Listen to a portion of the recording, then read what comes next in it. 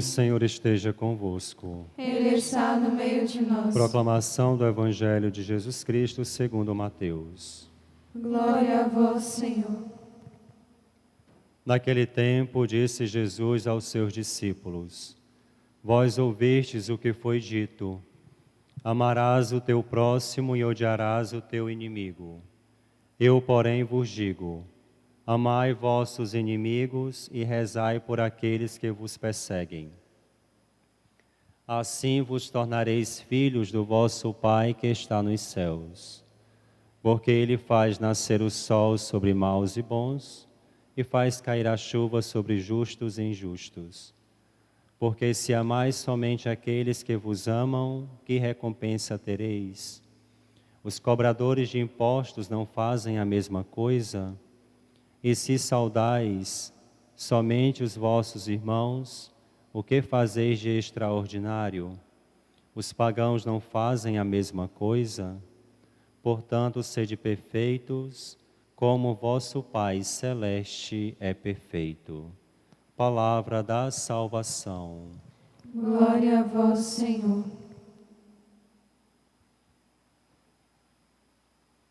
Reverendíssimas madres, queridos irmãos priores, irmãos e irmãs, consagrados e consagradas, querido povo de Deus, santo dia.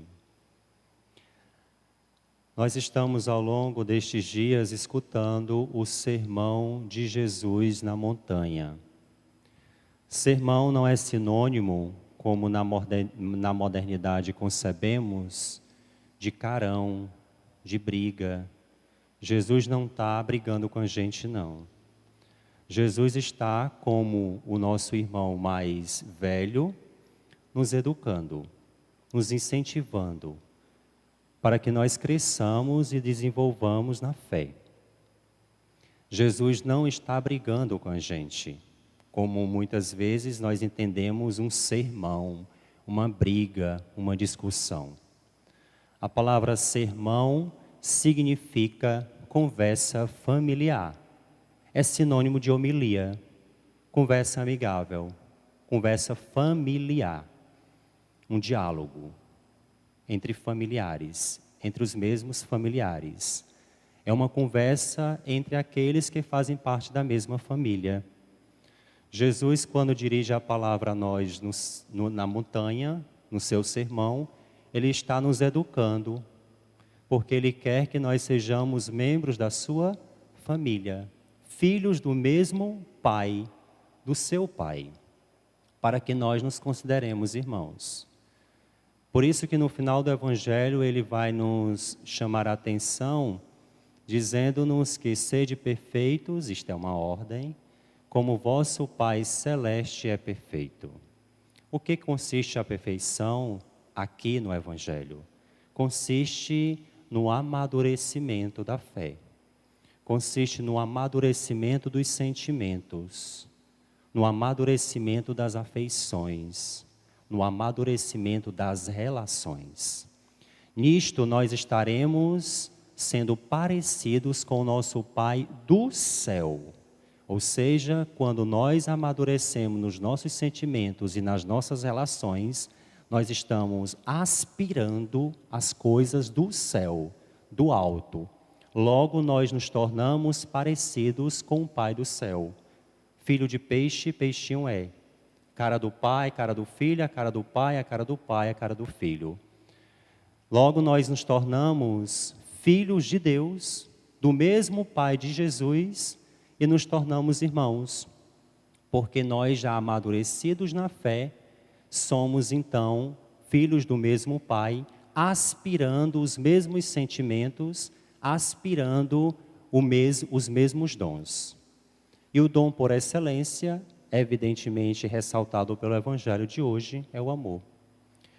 Que só é possível amar aquele que reza. Por isso que há uma interdependência de Deus. Deus que interage conosco e nós que interagimos com Deus numa comunhão recíproca a partir da oração. A oração é quem nos vai fazer enxergar o outro como irmão. Só é possível amar com o amor de Deus quando nós partimos de uma relação saudável com Deus. Fora disso, nós vamos amar a nossa maneira, fazendo acepção de pessoas, associando o amor ao sentimento gostar, associando o amor, fazendo acepções de pessoas, trazendo para nosso círculo de amizade ou para a nossa convivência, ou fazendo o bem somente àqueles a quem a gente quer fazer o bem. E aqui Jesus expande, alarga, dizendo que nada de extraordinário nós fazemos se fazemos o bem somente àqueles que nos fazem o bem. Por isso que é primeiro preciso e fundamental partir da oração, porque a oração, como escola do serviço do Senhor, como diz São Bento, vai nos educar na vida cristã, vai nos amadurecer. Este sentimento do alto, que é um dom de Deus, o amor, só é possível ser realizável e só é possível ser concreto na nossa vida quando de fato nós aspiramos em oração uma boa e saudável relação com Deus, para poder frutificar com os frutos e as sementes do amor na vida concreta. E hoje, a liturgia ressalta um desses frutos do amor que brota da oração, a generosidade. Na primeira leitura, nós escutamos Paulo dirigindo a sua palavra à comunidade de Corinto, recomendando que eles sejam generosos, assim como foi generosa a comunidade de Filipos, da Macedônia. Quando Paulo solicitou uma ajuda para Jerusalém, eles, que eram uma comunidade muito pobre, foi altamente solícito ao pedido de Paulo. Porque em Jerusalém estavam concentrados, muitas pessoas em Jerusalém, muitas pessoas vindas de diversas regiões. A partir do ano 33, depois de Pentecostes, quando houve uma aglomeração em Jerusalém, houve também uma necessidade de dar um suporte material, porque os cristãos não eram vistos com bons olhos pelos políticos, imperadores, daí eles tinham dificuldade até mesmo de conseguir emprego e de se manter ali em Jerusalém. Além do mais, o desemprego muito grande, as pessoas passando necessidade, muitos doentes, muitas viúvas aderiram à fé. E como sustentar neste período, por um período, estas pessoas que vieram de diversas regiões e agora estão concentradas em Jerusalém depois de Pentecostes? Porque elas precisavam permanecer ali para serem educadas na fé. Elas receberam o Espírito Santo, mas precisavam de catequese. Precisavam do ensino da palavra. Eles precisavam ser educados na fé, na mistagogia. Eles precisavam ser introduzidos no mistério. Por isso, mistagogia. Na escola do mistério de Deus. E os apóstolos eram os encarregados de transmitir a palavra. E eles precisavam ficar em Jerusalém, mas precisavam também de um suporte material para bancar toda aquela gente desempregada, muitos viúvos, muitas viúvas, muitos órfãos que queriam viver a fé. E aí Paulo solicita ajuda às comunidades que tinham mais posses, as comunidades que tinham mais recursos. Os apóstolos também solicitam, depois de Pentecostes, as comunidades que tinham mais recursos para ajudar aquela gente. E aí Paulo pede insistentemente uma ajuda à comunidade de Filipe, que atende com muita atenção e solicitação o pedido de Paulo e envia muitos alimentos para Jerusalém.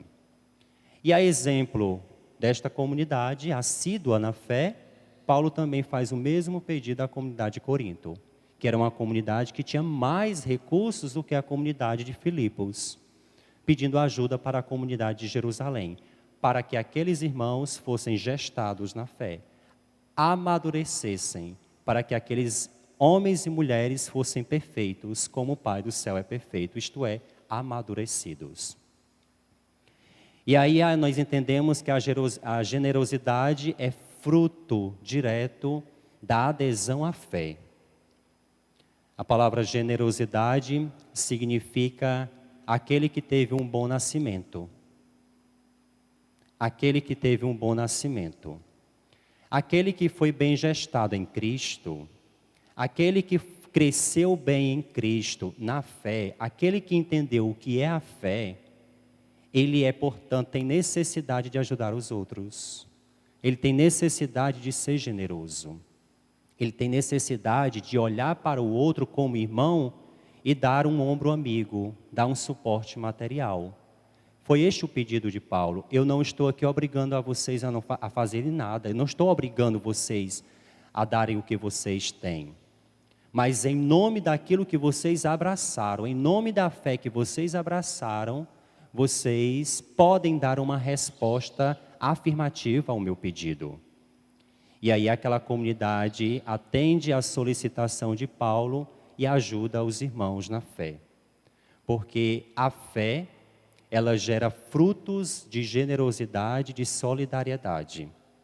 Aqueles que ainda não abraçaram a generosidade como uma virtude, aqueles que ainda não têm a generosidade como uma virtude na própria vida, é porque ainda não cresceu e não amadureceu na fé.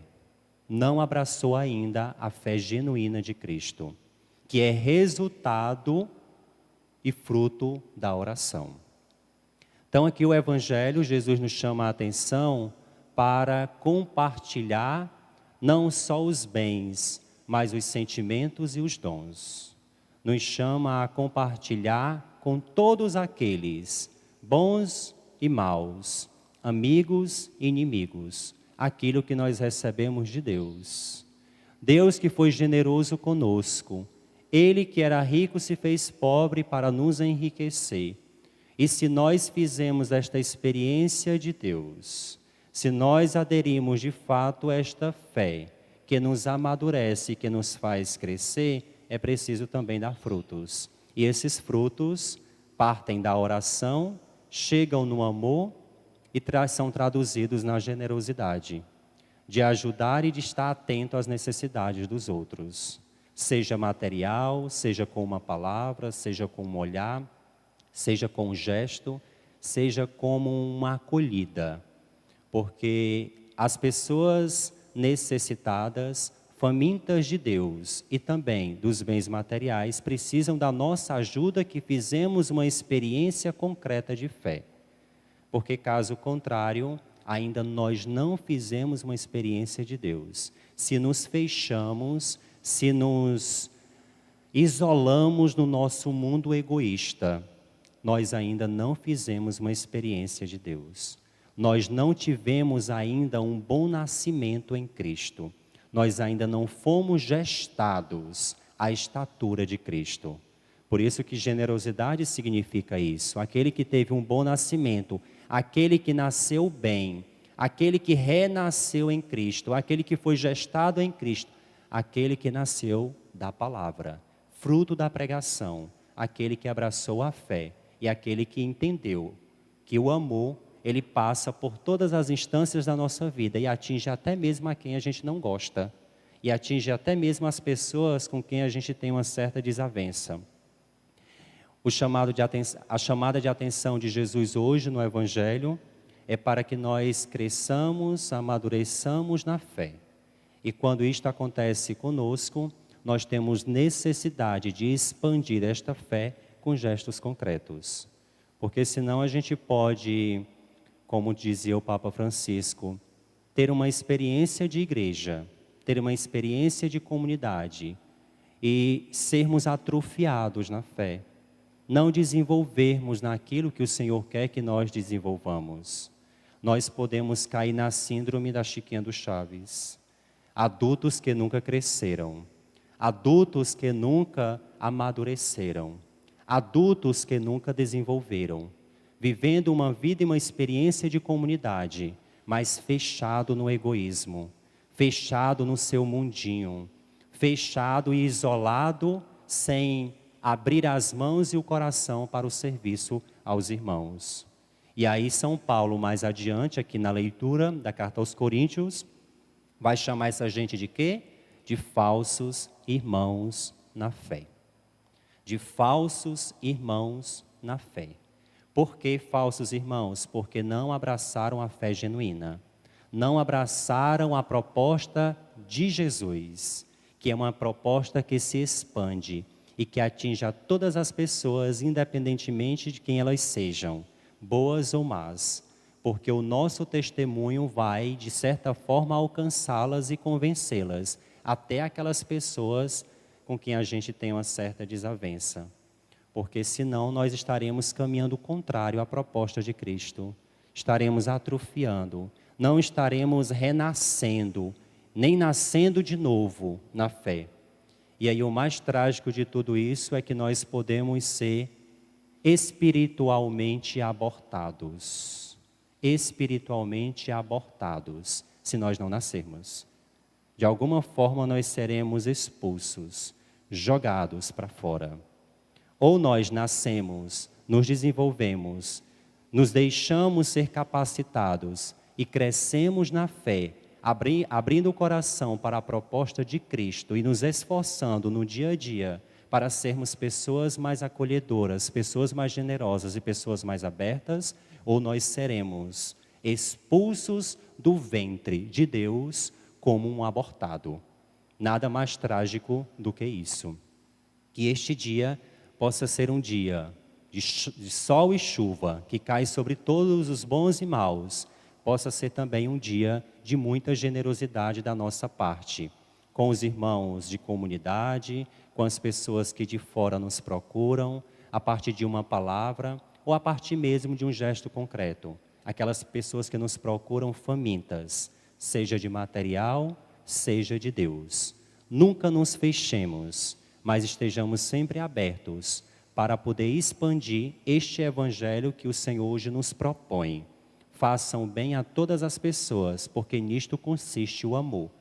Já tinha dito que o amor não é sentimento e que não é sinônimo de gostar, mas é a capacidade de fazer e desejar o bem a todas as pessoas indistintamente. Isto é o amor. E nós só conseguimos amar desta forma se nós formos homens e mulheres de oração. E se nós não formos generosos e não amarmos como o Senhor nos pede, mas mesmo assim formos homens e mulheres de oração, é sinônimo de que nós estamos rezando errado. Porque a oração nos compromete. Nós vamos ver mais adiante no sermão de Jesus, quando ele fala sobre o Pai Nosso. Quem não é generoso não pode rezar o Pai Nosso. Quem não é uma pessoa que ama e que busca fazer o bem a todas as pessoas indistintamente, não pode rezar o Pai Nosso. Se contradiz e pior, se condena. Quem reza o Pai Nosso e não vive o que o Pai Nosso ensina, se condena. Pai, perdoa-me se eu perdoar. Se eu não perdoar, o Senhor não me perdoa. Logo, se o Senhor não me perdoar, eu não posso ir morar no céu, eu vou para o inferno. Simples assim, isso é o Pai Nosso. Então nós rezamos e nos comprometemos com aquilo que rezamos. Quem não é generoso não pode rezar o Pai Nosso.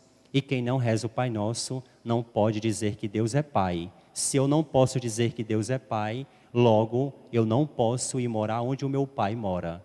Eu sou um abastardo. Ou, como diz São Paulo, eu posso ser um abortivo. Eu posso ser abortado porque eu de fato não me permiti renascer em Cristo e crescer à estatura de Cristo. Deus nos ajude para que sejamos pessoas generosas, sempre renascendo espiritualmente em Cristo. Louvado seja nosso Senhor Jesus Cristo. Sempre seja louvado e sua Mãe Maria Santíssima.